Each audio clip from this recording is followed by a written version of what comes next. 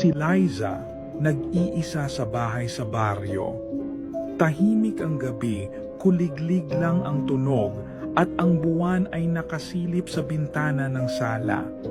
Biglang napansin niya sa labas ng bintana isang anino na kumakaway. Iniisip niya, kapitbahay siguro, kaya binuksan niya ang ilaw sa sala. Walang tao, ngunit bawat lumingon siya, laging nandyan ang anino sa parehong lugar, kumakaway pa rin.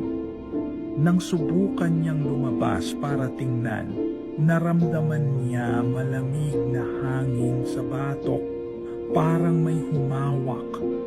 Luminga siya at nakita ang maliliit na mata na nakasilay sa dilim, nakangiti, walang mukha. Mula noon, kahit anong oras, hindi na siya tumitingin sa labas ng bintana